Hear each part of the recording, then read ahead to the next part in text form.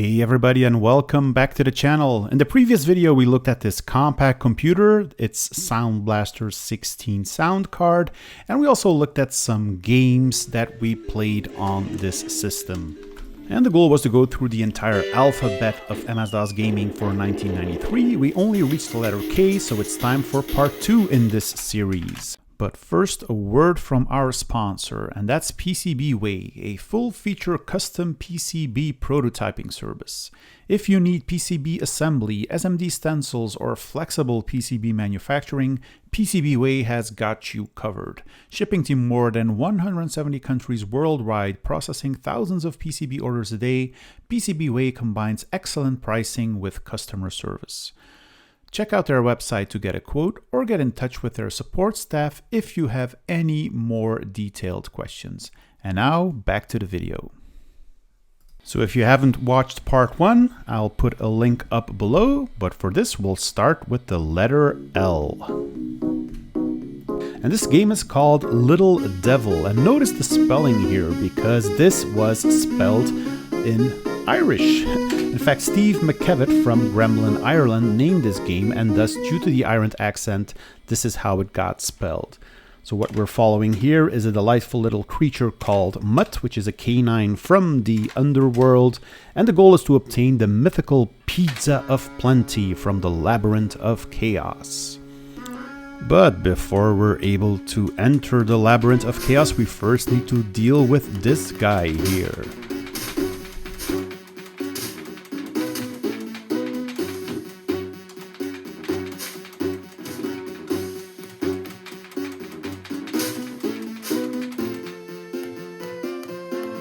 Okay, so now that we've got that out of the way, it's time to enter the Labyrinth of Chaos.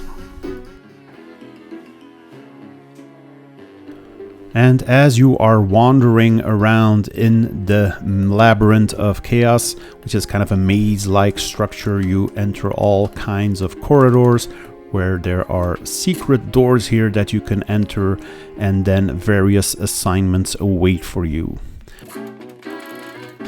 Like dealing with these guys here. So yeah, all in all, it's a fun little adventure game. It has nice graphics, lots of humor. So yeah, definitely recommend you trying this out. Okay, time for the letter M. And with this one we have Microsoft Flight Simulator version 5.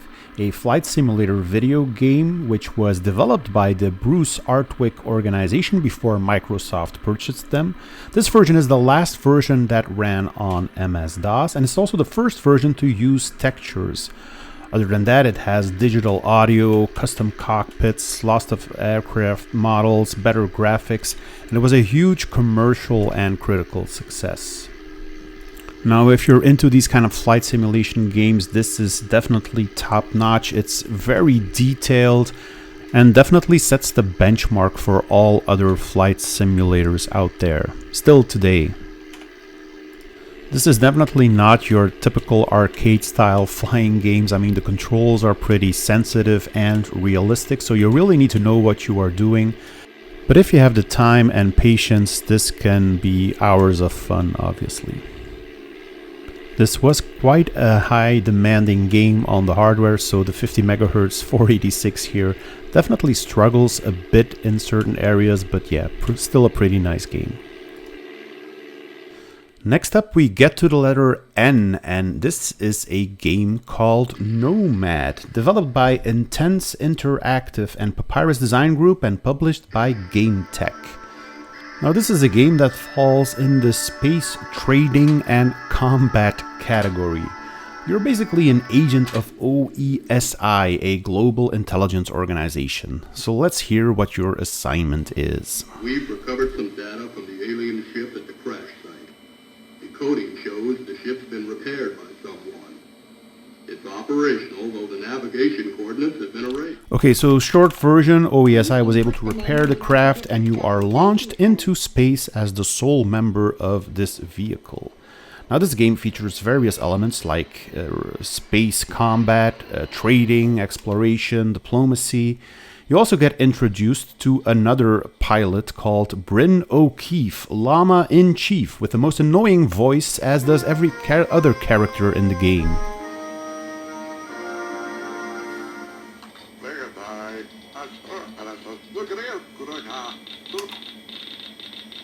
Now, once the introduction is over, you're launched into the game where you can perform various actions like exploring various planets, scanning them, do trading with other parties, or get involved in some old-fashioned space combat, as you can see here.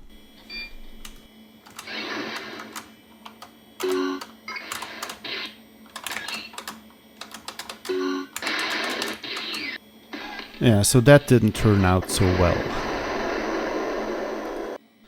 But you can also explore the various planets. You can start trading with people.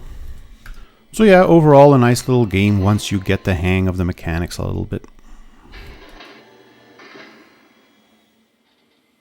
Moving on to letter O, and another game from Team 17. This time it's called Overdrive. Now, this is a fast-paced racing game, top view. Really like these types of games. It kind of reminds me of the whole Micro Machines franchise. Love the soundtrack on this game as well. I like these fast-paced games where you can just start straight off the bat. You're immediately dropped into the action. In this case, you need to drive around a circuit. You can pick up all kinds of bonuses along the way, both turbo boosts as well as monetary awards. But yeah, an overall fun game to play and to race against the computer.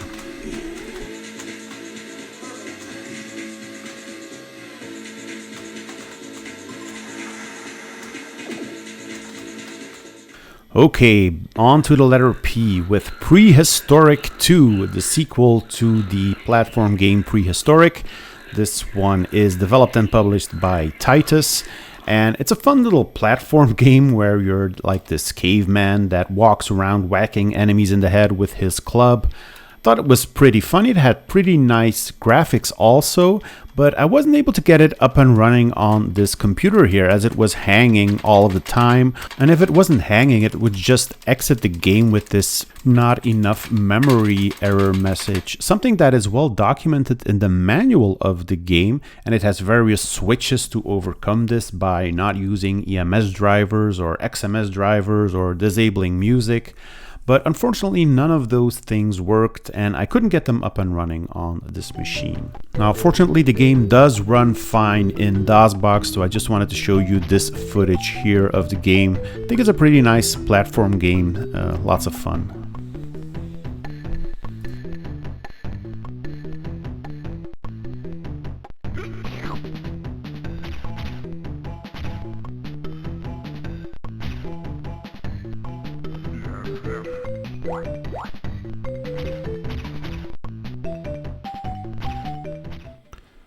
Moving on to the letter Q, and for this one we have a point-and-click adventure role-playing game, Quest for Glory: Shadows of Darkness. This is one of those slow-paced adventure point-and-click games. You are basically stranded in a cave somewhere surrounded by some skeletons.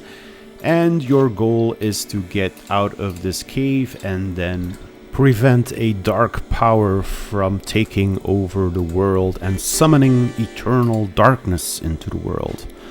Not a small feat for a small kid playing this game. I remember being stuck with these types of point-and-click adventure games all the times.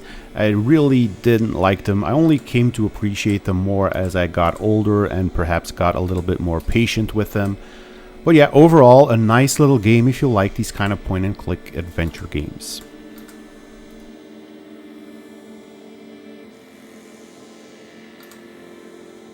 Moving on to the letter R, and this is a giveaway.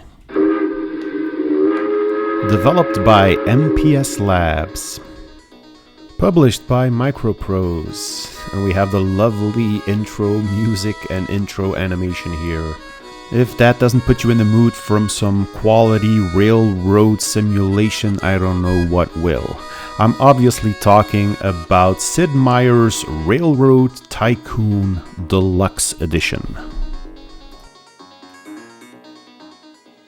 So the main goal of this game is to roll out a railroad business empire, where you can select multiple areas, cities, you can build stations, trains, transport all kinds of goods and people. You start off with some base capital and debt, and then off you go building out your railroad empire. So that means that your trains need to be able to bring enough money in, so you need to keep track of all the individual trains and their goods and services, as well as checking out your balance sheets.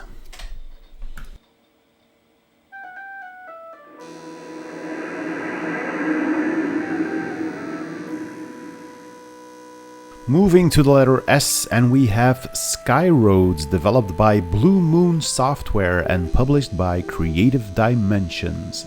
This is a fun little game where you take control over some kind of spaceship, where you just need to guide the spaceship to the end of the level, where you are greeted with multiple obstacles, and your goal is to get to the end of the level. Reminds me a bit of all the games my daughter is playing on her iPhone at the moment, where she also needs to jump around and avoid obstacles.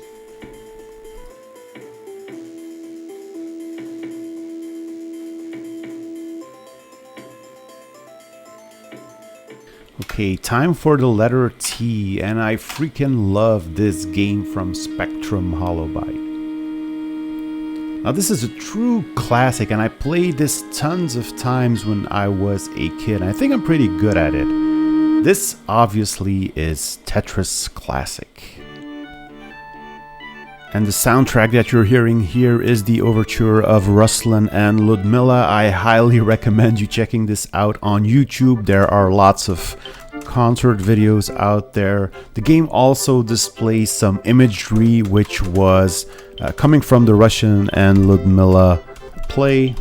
Yeah, I can't tell you how many times I've played this game when I was a kid, and the music really brings back these kind of childhood memories. So yeah, really amazing stuff.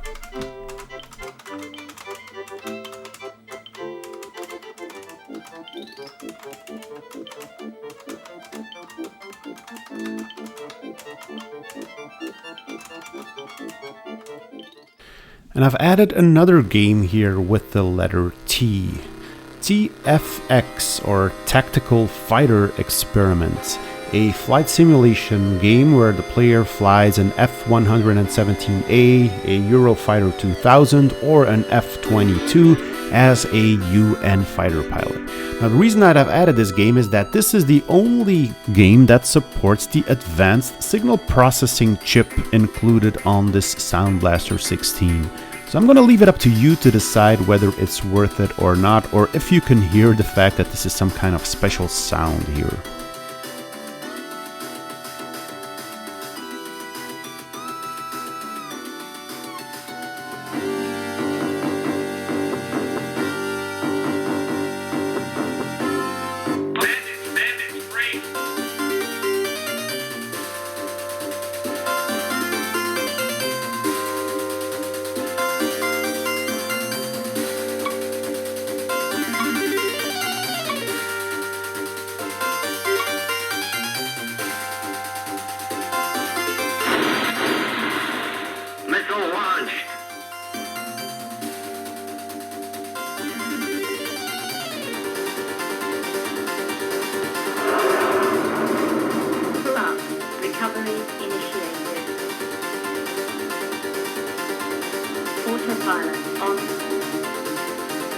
Now I have to say the game looks and sounds really nice, but it doesn't really blow me away, and it definitely doesn't give the impression that some kind of special chip is being used here to generate sound that no other sound card can generate.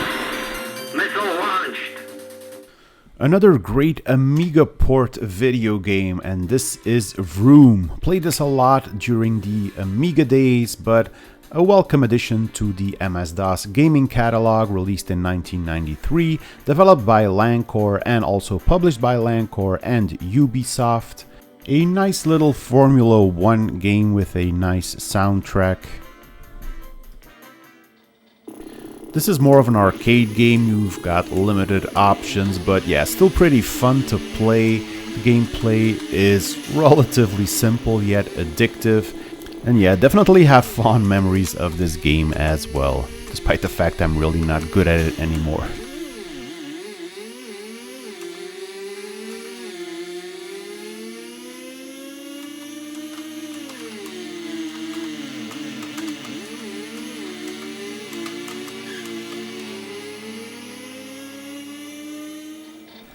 And with this nice little Electronic Arts logo, we've reached the letter W with World Tour Tennis, developed and published by Electronic Arts in 1993.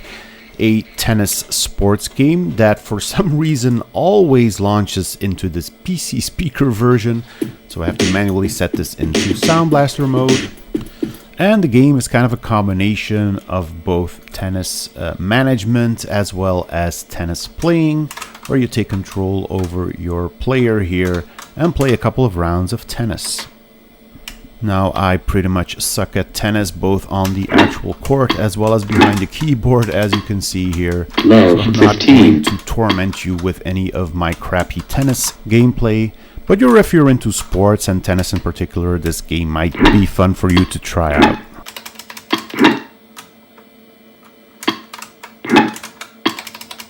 Love 30. On to the letter X, and another game published by Electronic Arts, this time developed by Nova Logic.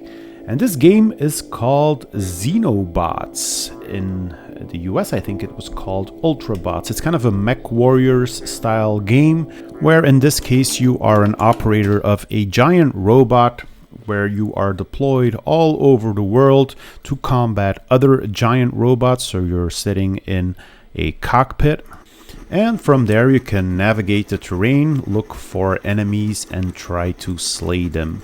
Now, as you can see, the cockpit takes up the majority of the screen, and the actual playing field can be seen from the window, which is like only a quarter of the total screen. But every button that you see here actually does something, and it provides you with lots of information that you can use during gameplay. So yeah, if you're into these kind of Mech Warrior style games, definitely check out XenoBots.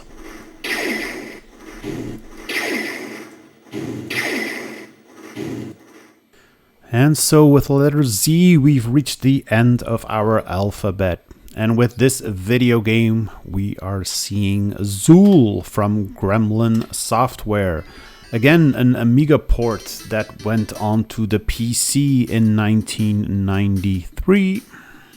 It runs a bit wonky or janky on the PC. I mean, the sound is a bit off, the rhythm isn't really consistent, and the gameplay itself, it causes the screen to jitter a lot here on this PC. Not really sure if it's related to this PC in particular, but I do remember the Amiga game being a whole lot better, both in terms of graphics and in terms of sound. So yeah, not really sure what's causing this jitter here on the screen. I also had issues running this game on DOSBox. The performance wasn't really ideal. It was very slow. So yeah, not really sure what's going on here. But anyways, this concludes part 2 of our little trip down memory lane with our Compaq 486, exploring some cool MS-DOS games, going through all of the letters of the alphabet. I really hope you've enjoyed this part 2. If you did, please consider giving it a like, giving it a thumbs up. Subscribe to the channel if you haven't already done so. Leave a comment, spread the word, and I hope to see everybody soon. Bye-bye.